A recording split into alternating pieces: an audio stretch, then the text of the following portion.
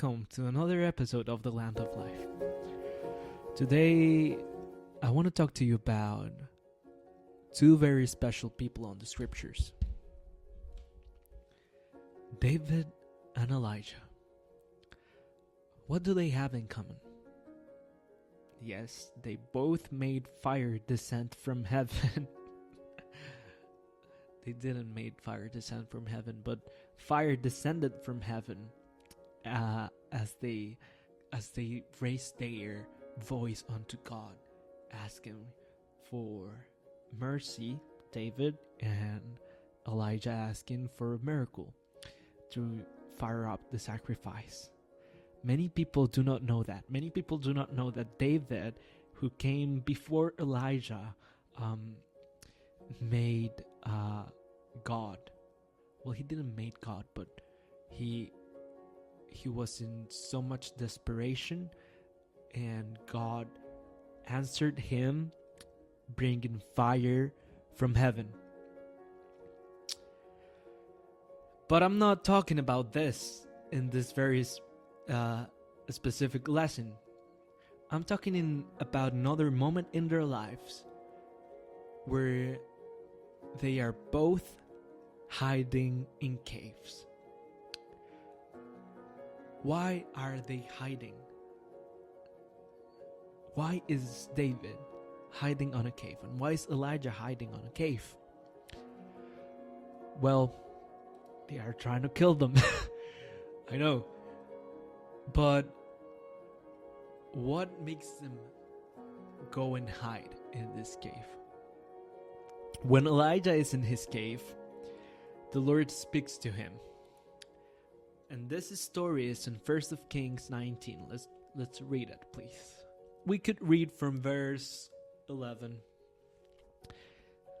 Then he said, "Go out and stand on the mountain before the Lord."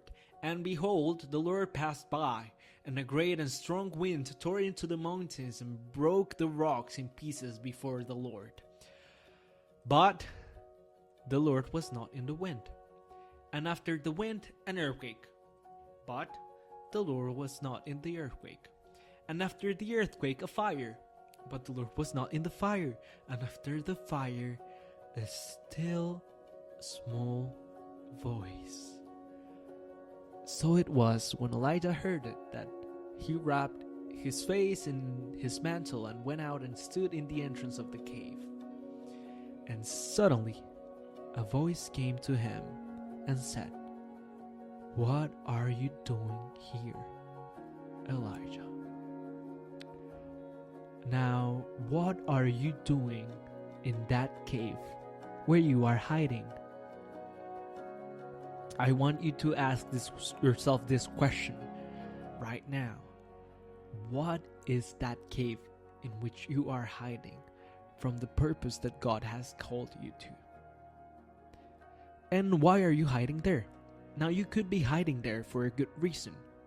Like David. They were trying to kill them.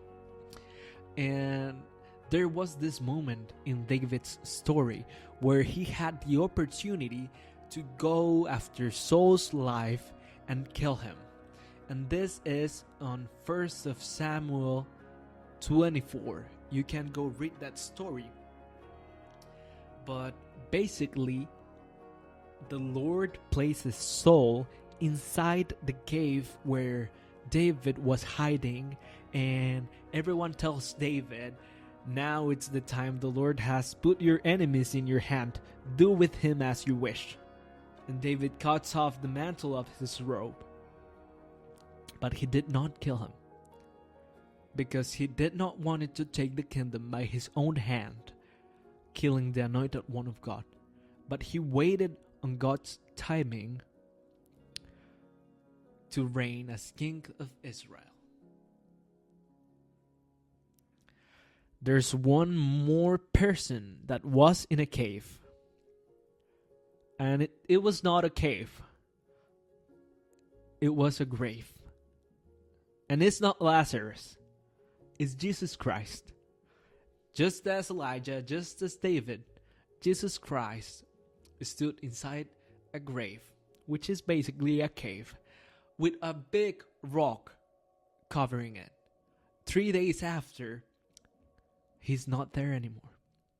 Jesus Christ resurrects, and he comes and he tells us, his disciples, he said, "Go and make disciples of all nations to the ends of the earth." And Jesus Christ took the place in the cross for us. And he also took the place inside of the cave with a big rock for us, so that we have the chance to fulfill the purpose he called us to fulfill. Now we do not have to hide anymore.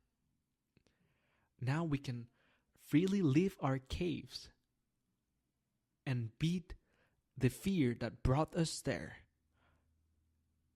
and answer to the Lord's voice that's asking us, "What are you doing here?" Because he already took the place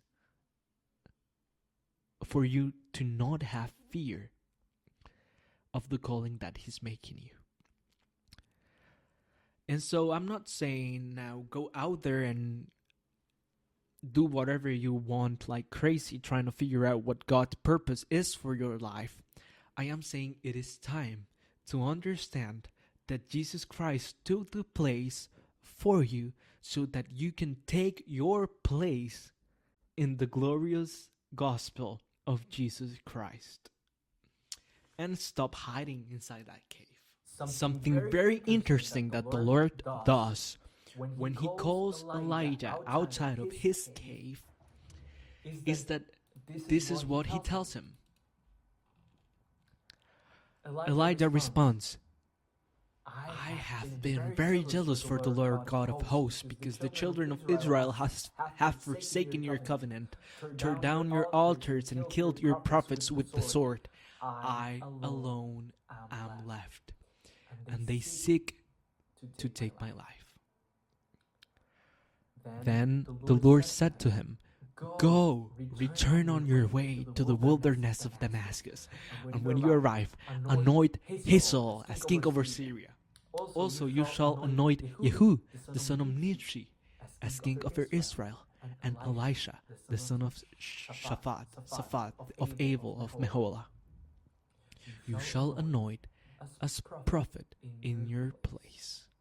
The moment where the Lord calls out Elijah outside of his cave, he asked him to go back the way he came from. That's key.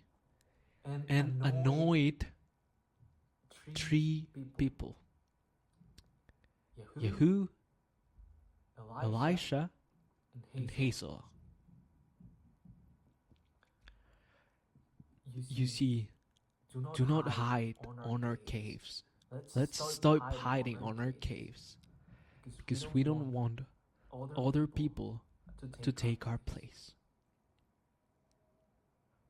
Listen, I fought for a very long time believing that my place could be taken in the heart of God. But the heart of God is so big that there's nothing that could take your place in the heart of God. Now, in this story, yes, it was time for Elisha to take the place of Elijah. And it was time for David to take the place of Saul as king of Israel.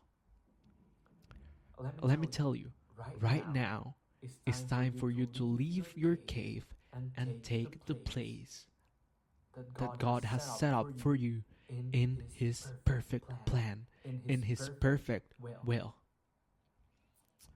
And that's the message of today. Now, what else does David and Elijah had in common? We're going to leave that for the next episode. Shalom, have a good one.